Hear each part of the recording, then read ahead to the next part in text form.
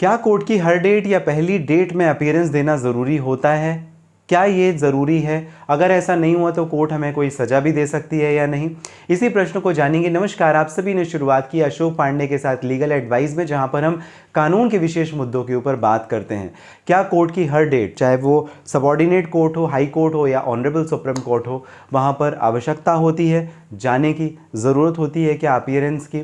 Probably yes, लेकिन ये mandatory नहीं है, कंडीशनल है, ये डिपेंड करता है। सबसे ज़रूरी बात है कि जब फर्स्ट डेट ऑफ हियरिंग में आपको नोटिस आता है, अगर आपको पूरी पिटीशन मिल गई है तो कानूनी तौर पे आपको तो जवाब प्रस्तुत करना है, रिप्लाई देना है, या अपीयरेंस के लिए आपका केस लगता है।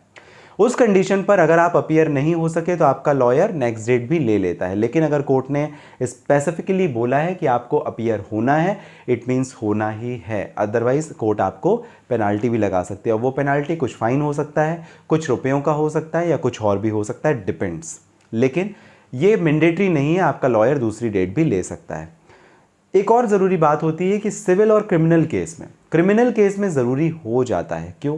कई बार एलिगेशन के लिए लगता है, जहाँ पर आपको बताना पड़ता है कि जो एलिगेशन, ये जो आरोप आपके ऊपर लगे हैं वो सही हैं, गलत हैं या नहीं, तो आपको वो जवाब देना होता है। जब तक आप वो जवाब नहीं देंगे आगे की प्रक्रिया नहीं बढ़ेगी। इस वजह से आपकी अपीयरेंस ज़रूरी हो जाती, क्रिमिनल केसेस में, सिविल केस में नहीं।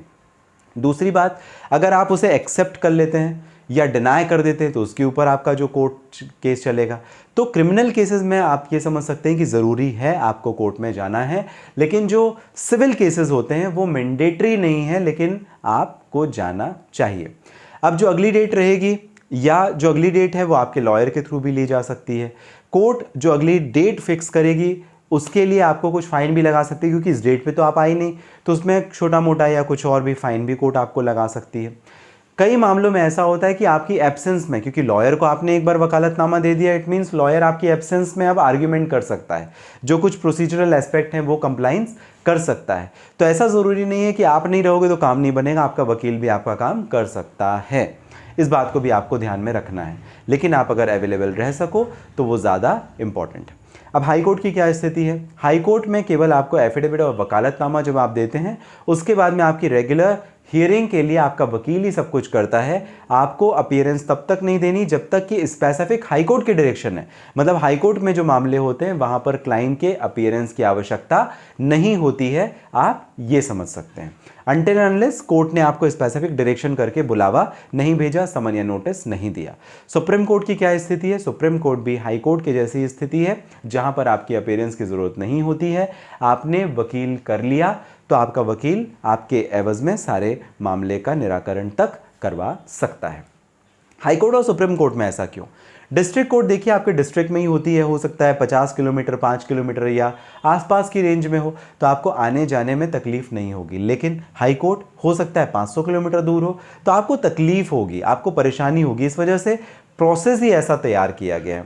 अब हाई कोर्ट में दूसरी आवश्यक बात यह हो जाती है कि हाई कोर्ट में आप जाके भी क्या कर लेंगे? वहाँ पे तो जो काम करना है आपके वकील को करना है, और जो हाई कोर्ट के वकील होते हैं वो सबॉर्डिनेट कोर्ट के जो भी मटेरियल होते हैं उसके ऊपर वो अपनी तैयारी करते हैं, या उनके ऑर्डर होंगे उसके हिसाब से वो कोई पिटीशन लगाते हैं, या कोई अगर रिट पिटीशन लगानी है तो अलग ही उसका।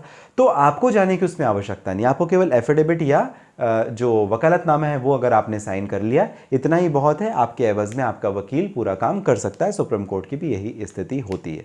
तो क्या अपीयरेंस जरूरी है सबॉर्डिनेट कोर्ट में? Probably yes, but it is not mandatory in civil cases, but criminal cases में आवश्यक हो जाता है कि आप अपनी अपीयरेंस दें। बट फिर भी कोशिश करें, अगर आपके पास में समय है, अगर आपको कोई तकलीफ नहीं है, अगर आप जाना चाहें तो बेशक आप जा सकते हैं। इसके अलावा मेरा हमेशा से ये मानना था कि वीडियो कॉन्फ्रेंसिंग के माध्यम से भी ये कार्य किया जा सकता है। किसी का पूरे दिन का समय खराब करना लीगली ये जस्टिफाइड बिल्कुल भी नहीं है। इस वजह से इसे ऑनलाइन वीडियो कॉन्फ्रेंसिंग के थ्रू भी किया जाना चाहिए, ऐसा मेरा मानना है। अब इसके लिए क्या गवर्नमेंट करती है, क्या हमारा लॉ डिपार्टमेंट करता है, इसके बाद में कोर्ट के क्या प्रोसीजर होंगे, कैसे उसका कंप्लाइंस होगा, ये एक दूसरी बात है। बट इसे ऑनलाइन भी किया जा सकता है, जिससे लोगों को हर डेट ऑफ अपीयरेंस में आने की आवश्यकता नहीं पड़े। आपका क्या मत है ज़रूर कमेंट बॉक्स में मेंशन कीजिएगा। साथ ही किसी परेशानी के लिए अगर आप करना चाहें बात, इस वीडियो के डिस्क्रिप्शन में डिटेल है, लिंक है, जहां से डायरेक्टली अपॉइंटमेंट बुक करके आपकी और मेरी हो जाएगी बात। आप सभी स्वस्थ और सुरक्षित रहें, इस कामना के साथ मिलते हैं अगले वीडियो में।